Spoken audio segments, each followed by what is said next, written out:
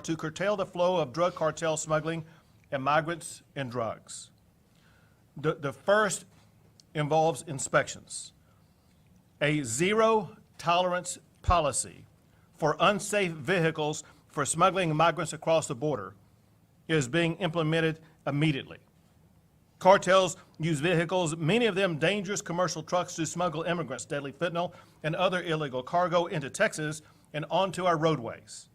Effective immediately, the Texas Department of Public Safety will conduct enhanced safety inspections of vehicles as they cross the international points of entry into Texas.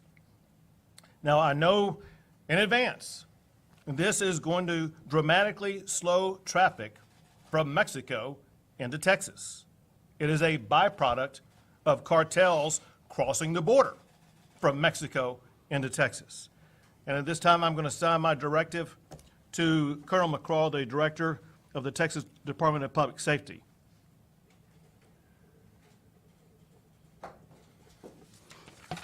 To get that project underway immediately for the zero tolerance and the inspections that will be taking place. Second, to help local officials whose communities are being overwhelmed by hordes of illegal immigrants who are being dropped off by the Biden administration, Texas is providing charter buses to send these illegal immigrants who have been dropped off by the Biden administration to Washington, D.C. We are sending them to the United States Capitol, where the Biden administration will be able to more immediately address the needs of the people that they are allowing to come across our border. To get that going, I'm going to sign a letter to Chief Nim Kidd with the Texas Division of Emergency Management, who will be in charge of this operation.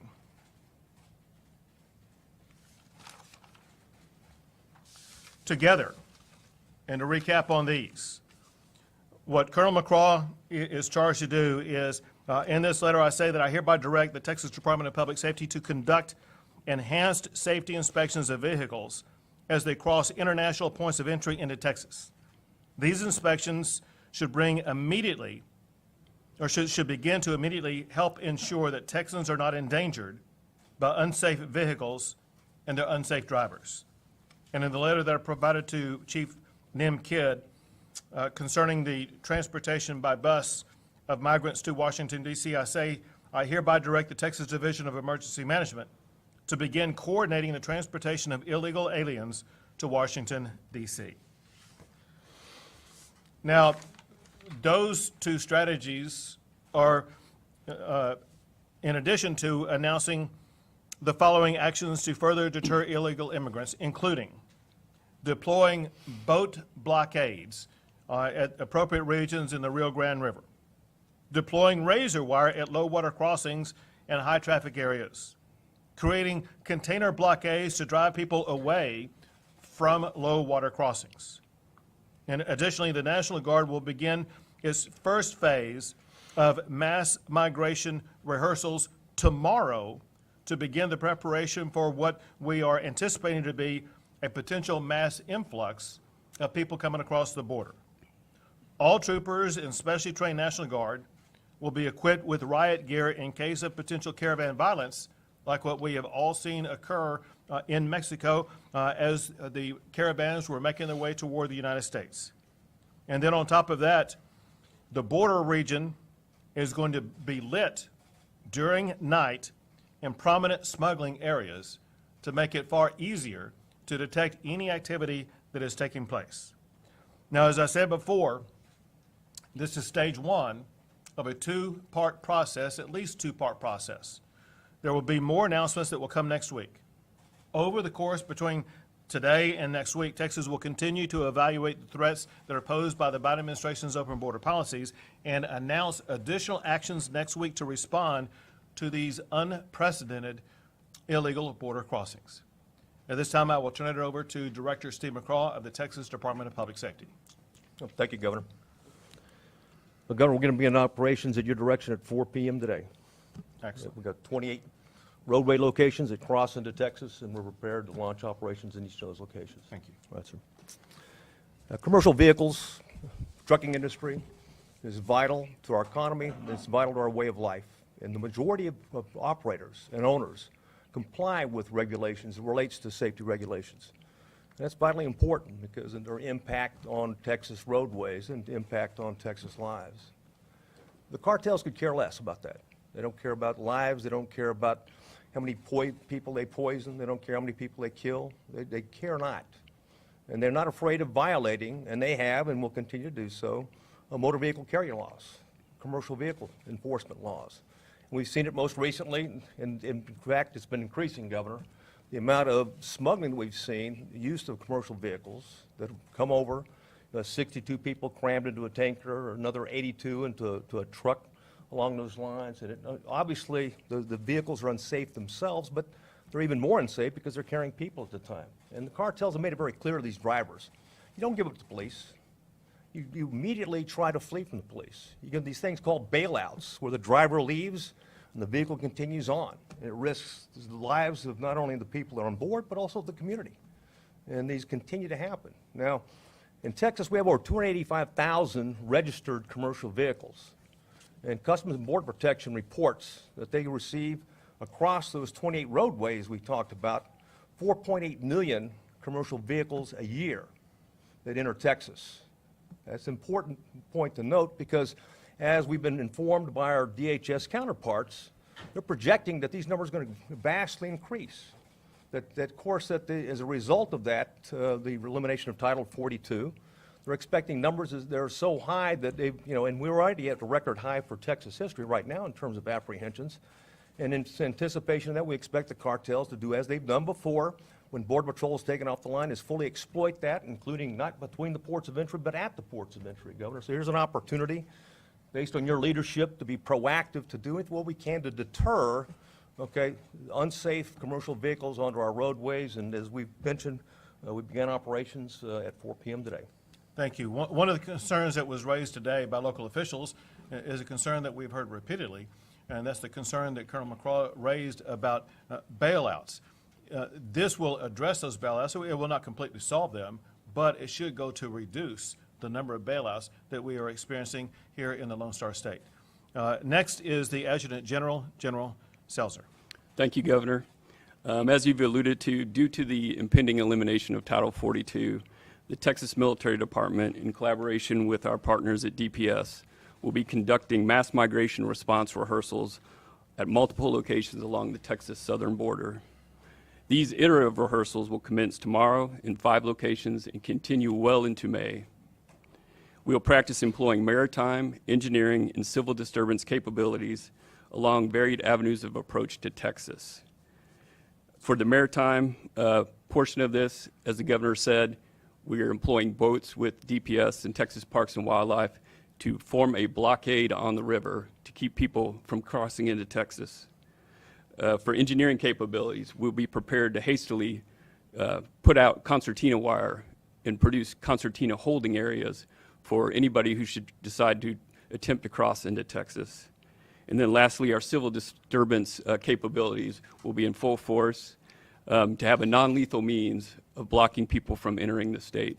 So if you're a caravan organizer and you think you're going to overwhelm or overrun a port of entry, we'll be there waiting for you.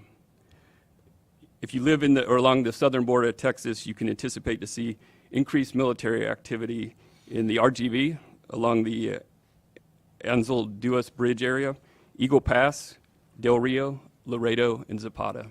Thank you, Governor. Thank you. Next is the Chief of the Texas Division of Emergency Management, Nim Kidd.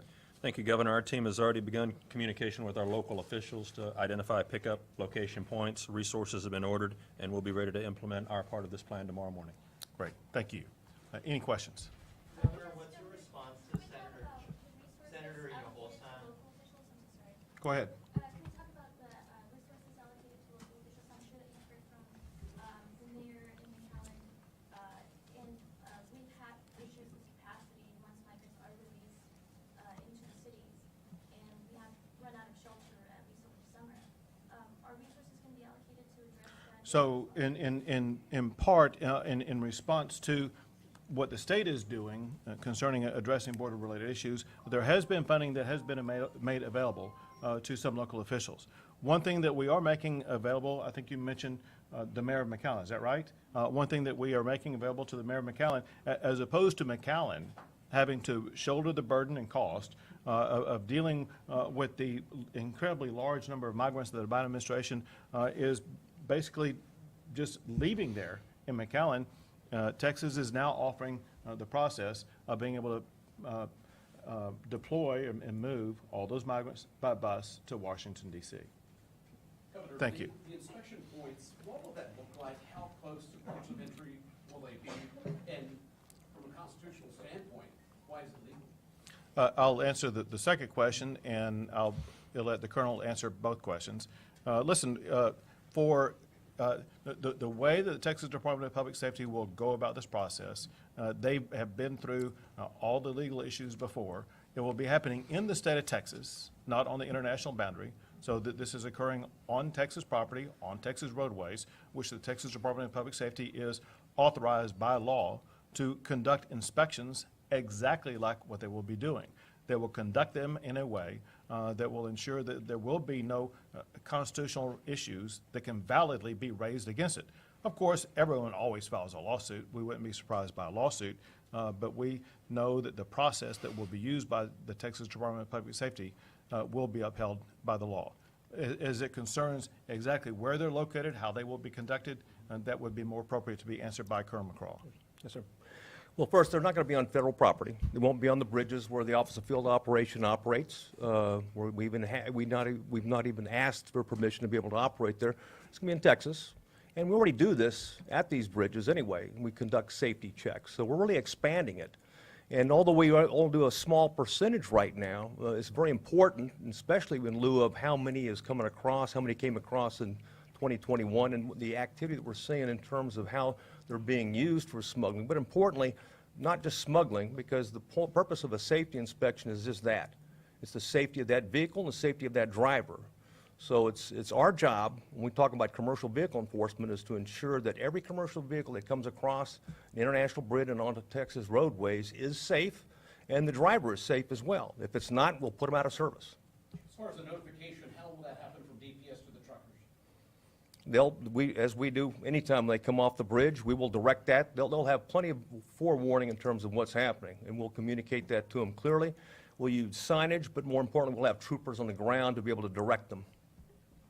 Is this going to be every vehicle coming into the state of Texas? We're going to ensure every commercial vehicle that enters the state of Texas is safe. And how do you have sort of probable cause?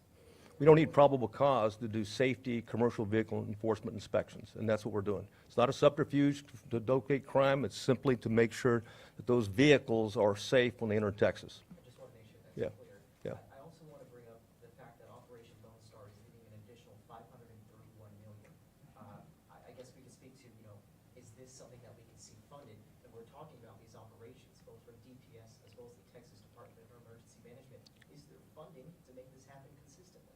To achieve what we're talking about right now requires no additional funding right now. Obviously, as you're pointing out an issue that was raised in hearings earlier this week, and that's the reality, and that is securing the border does not come cheap. Securing the border would cost Texas nothing if the federal government was doing its job, but because Joe Biden is not securing the border, the state of Texas is having to step up and spend Texas taxpayer money doing the federal government's job. Texans have the backbone and the will to secure a border, two things that Joe Biden does not have. All right, next outlet.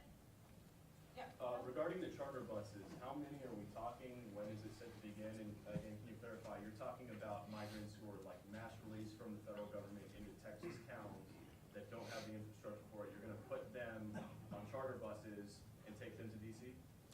I'm going to answer the latter part and let Chief Kidd answer the first part. Yes, so the Biden administration, as we speak, with the current numbers, even before the elimination of Title 42, they've been dumping large numbers of migrants in cities up and down the border, leaving the cities to grapple with challenges they don't have the capability of dealing with. They themselves have been putting these migrants on buses to San Antonio. So I said I got a better idea.